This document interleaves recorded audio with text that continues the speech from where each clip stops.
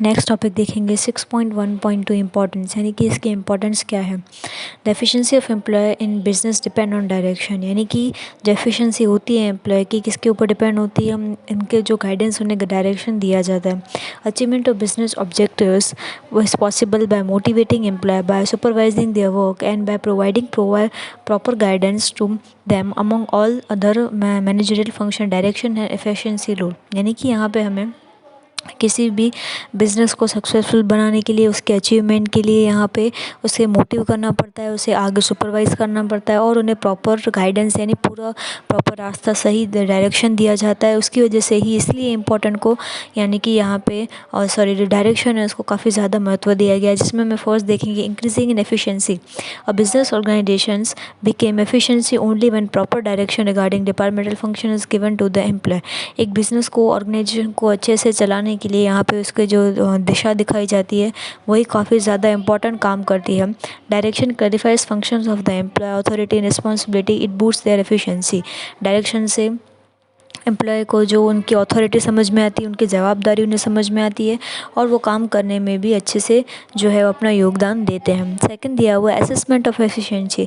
Assessment of employees work is done through direction, यानी कि assessment जो आगे वर्क को एम्प्लॉयर्स को बढ़ाता है वो उनको डायरेक्शन के थ्रू ही मिलता है। The evaluation of performing is done, यानी कि वो कौन सा काम कर रहे हैं, through direction assessment evaluation of the matters like whether the employee has work done as per direction और not, how much work is complete, how much efficiency increase in etcetera can be done. यानी कि इसमें ये सारी बातें बहुत ही ज़्यादा important है कि एम्प्लॉय काम कर रहा है नहीं कर रहा है, प्रॉपर दिशा में जा रहा है या नहीं जा रहा है, उसने अपना काम कंप्लीट किया है या नहीं किया, और यहाँ पे उससे इसकी एफिशिएंसी का भी हमें अंदाज़ा आ जाता है कि वो कितना केपेबल है। थर्ड दिया गया है motivation to employ. Through direction employees can be made aware about proper method, rules, policies of business, their work related problem can be solve which motive them for doing the work. यानी कि motive कर रहे हैं employ को, क्या दिखाता है, उनको रास्ता दिखाता है, एम्प्लॉय को अवेयर करता है लोगों के बारे में कि इनके प्रॉपर मेथड, रूल्स और पॉलिसीज़ कौन सी लगेगी काम के रिलेटेड और इनकी प्रॉब्लम है वो सॉल्व हो सकती है। नेक्स्ट हमें यहाँ पे दिया हुआ है फोर्थ एफिशिएंटी प्लानिंग। प्लानिंग हम किस तरीके से कर सकते हैं। All the function of the business can not be plan by one person, यानी कि जो भी हम चीज़ें कर रहे हैं वो सिर्फ एक इंसान से नहीं चलता। A planner can chalk out a plan by collecting necessary information through the subordinate, यानी कि उनके जो नीचे अधिकार काम कर रहे हैं उनकी राय भी लेना ज़रूरी है, यानी कि सब हिस्से को देखते हुए हम कोई भी प्लानिंग कर सकते हैं।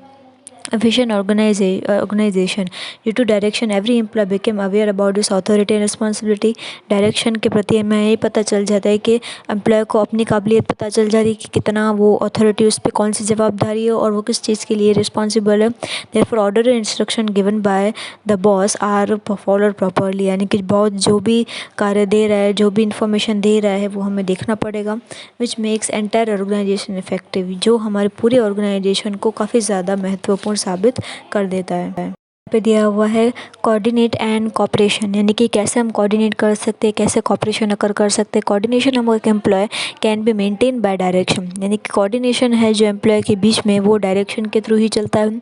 Employees personal interest is integrated with the main object for the business, यानी कि एम्प्लॉय का खुद का पर्सनल इंटरेस्ट होना चाहिए मेन ऑब्जेक्ट को लेते हुए। The leader providing direction coordination the function of the employ, the leader क्या उन्हें प्रोवाइड करता है, एक रास्ता दिखाता है और उस फंक्शन पे उन्हें काम करना पड़ता है। सेवन्थ हमें दिया हुआ है फंक्शन ऑफ कंट्रोल, यानी कि कंट्रोल का फंक्शन हम किस तरीके से निभा सकते हैं। Direction reduces the chances of work related mistake and errors, यानी कि डायरेक्शन हमारा जो काम है यानी कि मिस्टेक होने के, एरर होने के चांसेस काफ़ी ज़्यादा कम कर सकते हैं। Therefore it became easy to get the work for employers पर डिसीजन टारगेट, यानी कि ये बहुत ही ज़्यादा इंपॉर्टेंट हो जाता है, जो उन्हें टारगेट दिया जाता है उस पर उन्हें वो काम करना पड़े। Thus it make controlling function easily, उसके हिसाब से कंट्रोलिंग बहुत ही ज़्यादा आसान हो जाता है। एट्थ हमें दिया हुआ increasing in एंथुसिज्म।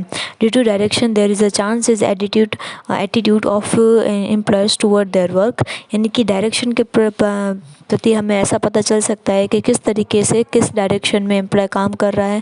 Their interest is their work increases, उनका जो इंटरेस्ट है काम के प्रति वो और ज़्यादा बढ़ जाता है।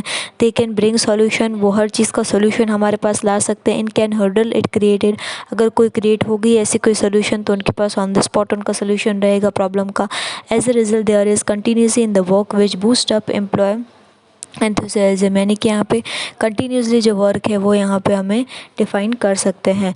फाइंडिंग आउट डेविएशंस, यहाँ पे कौन से डेविएशंस हम ढूंढ सकते हैं through direction. It can be supervise that whether function are depend ऑस पर decided standard or not, so the understandable deviation can be regulated in the initial state only by taking effective step. Deviation can be controlled, यानी कि direction के प्रति हम सारी चीज़ों को देखते हैं, सारे फंक्शंस को देखते हैं, फिर चीज़ों को डिसाइड करते हैं, बट यहाँ पे हमें अंडरस्टैंडेबल जो डेविएशंस है वो सारी चीज़ों को रेगुलेट, एक स्टेज पे वो सारी चीज़ें रेगुलेट नहीं कर सकता। इसके लिए हमें कुछ कदम उठाने पड़ेंगे जो डाइवर्ट करेंगे पूरे कंट्रोशन को और पूरा जो काम है वो अच्छे से हो सके।